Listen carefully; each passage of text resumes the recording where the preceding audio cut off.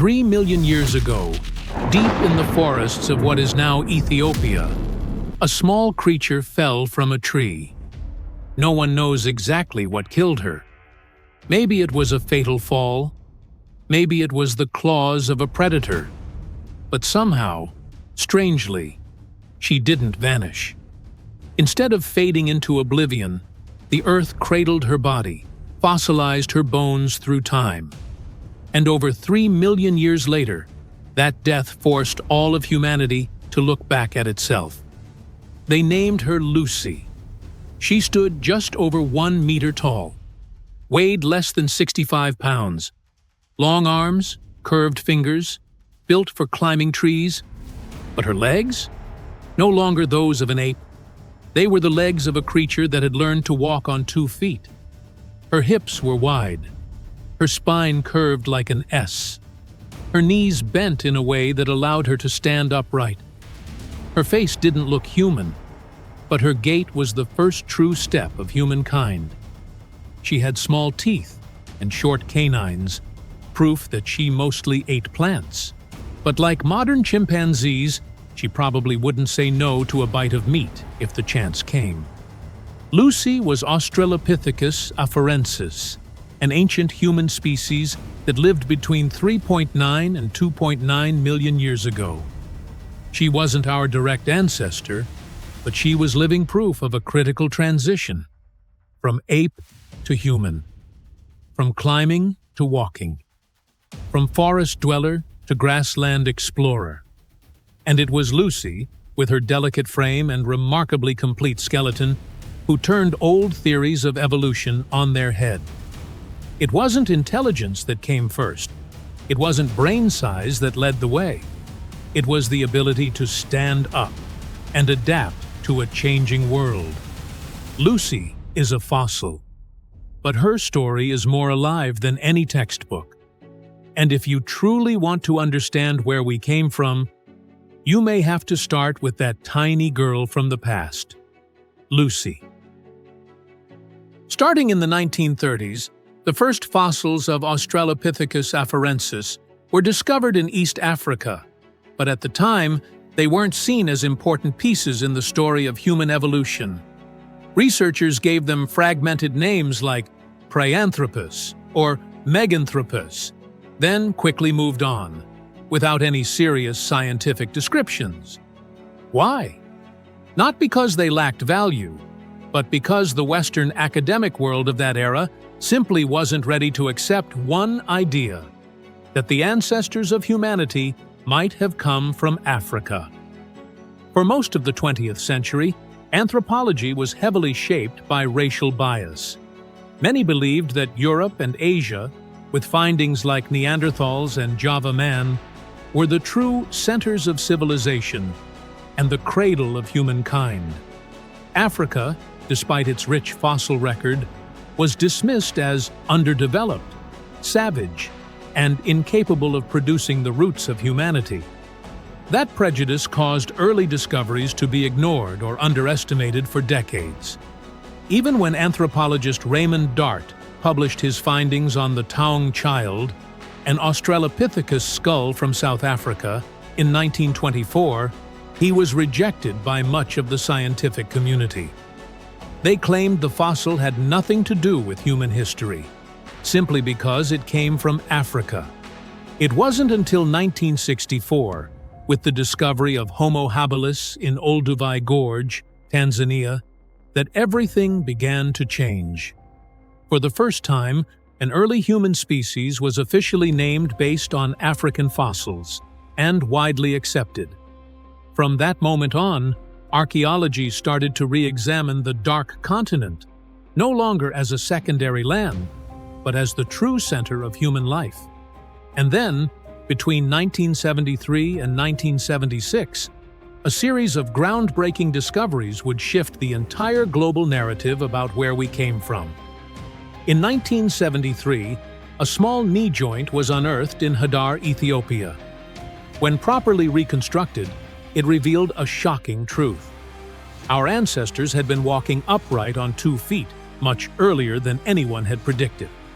In 1974, the team led by Donald Johanson discovered Lucy, specimen AL288-1, a partial but remarkably complete skeleton of a female Australopithecus afarensis. She was the first fossil clear enough to show posture, limb proportions, and evolutionary placement. In 1975, scientists uncovered over 200 bones from at least 13 individuals of the same species, labeled as AL333. This wasn't just anatomical data, it was a social portrait. Multiple individuals, of various ages, dying together. Perhaps evidence of community life. In 1976, fossilized footprints were discovered at Laetoli, Tanzania, preserved in ancient volcanic ash. 3 individuals, 2 large, 1 small, had walked upright across the African earth 3.6 million years ago. They left no words behind, only footsteps. But those steps said everything. In just 3 years, a species once forgotten, Australopithecus afarensis, became the centerpiece of human evolutionary history. Lucy, standing barely 3 feet 5 inches tall, was no model of strength. Her modest stature made her resemble a modern-day child, but in the eyes of paleoanthropologists, she carried anatomical traits that marked a turning point in human evolution. First, the arms. Lucy had proportionally longer arms than legs, more like an ape than a human. Her humerus and clavicle showed a subtle curve, especially in her finger bones, which were measured to have a curvature nearly identical to that of modern chimpanzees. This clearly indicates that Lucy retained strong climbing abilities, spending part of her time in trees, likely at night when predators roamed the forest floor. Yet, her pelvis, femur, and knee joint told a very different story. According to the anatomical analysis by Johanson and colleagues, 1978, Lucy's knee showed a V-shaped valgus angle, allowing both knees to angle inward toward the body's midline during walking, a critical adaptation for upright bipedal movement. Her pelvis, though still wide like that of an ape, had iliac blades rotated forward, a trait seen in modern humans that helps maintain balance while walking upright. Lucy's skull was small, with a brain volume of only about 400 cubic centimeters, comparable to a chimpanzee. But her teeth revealed an evolving diet. Her canines were smaller than those of earlier ancestors like Australopithecus anamensis, and no longer sharp or dagger-like. Her molars were large, with wide chewing surfaces and thick enamel, adapted for crushing hard plant material like nuts, roots, and raw fruits. Microwear analysis of fossilized enamel, published by Ungar et al. 2004, showed that Lucy likely had a varied diet, consuming mostly plant material, but possibly also small animals like carrion, eggs, or insects, whenever opportunity allowed. This flexible, opportunistic diet may have been a key factor in survival. In terms of overall anatomy, Lucy had a funnel-shaped rib cage and a wide lower torso, a common trait among plant eaters designed to hold a large gut. Her pelvis expanded to support internal organs and long-distance upright walking. Her legs were shorter than her arms, but her femur had a slight torsion, evidence that not only could she stand, she could walk, and walk efficiently.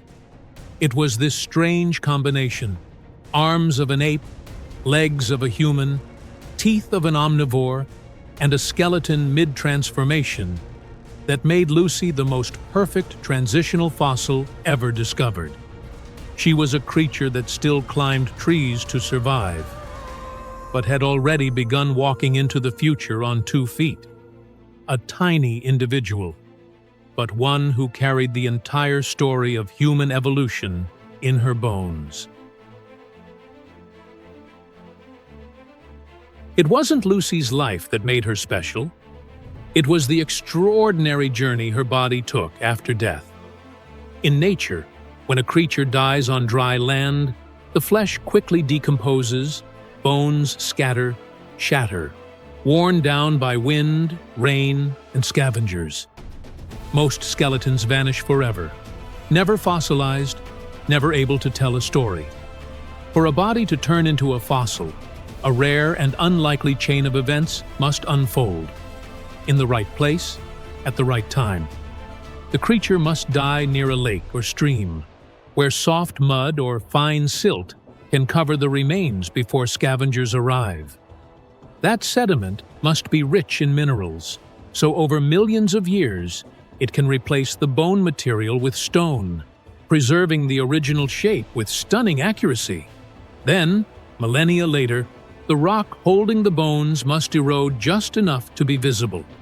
And finally, a human, patient, trained, and curious, must discover it before time washes the past away once again.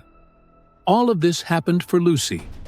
She was not the first hominin fossil ever found, but she is among the rarest.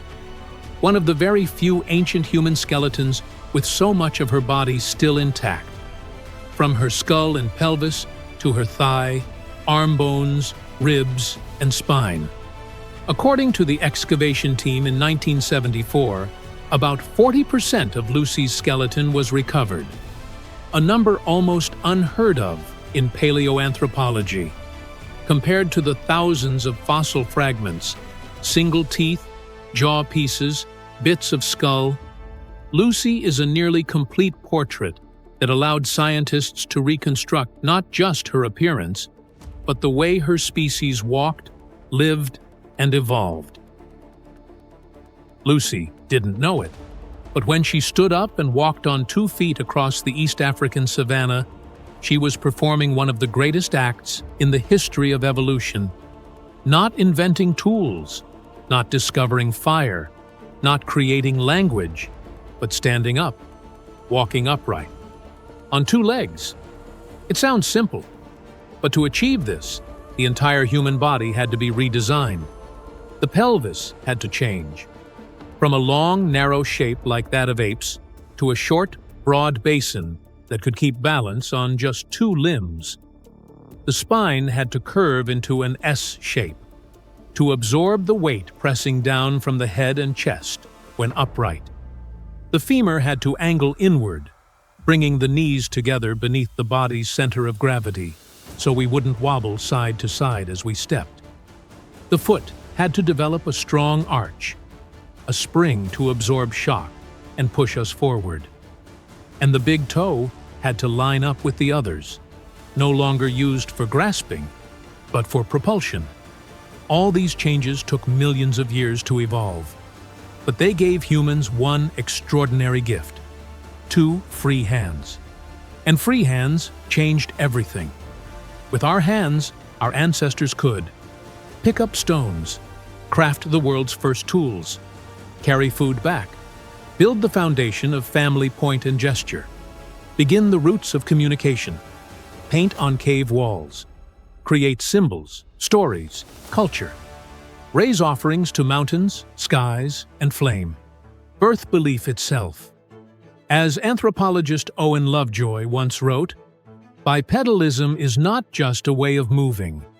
It is the foundation of civilization itself."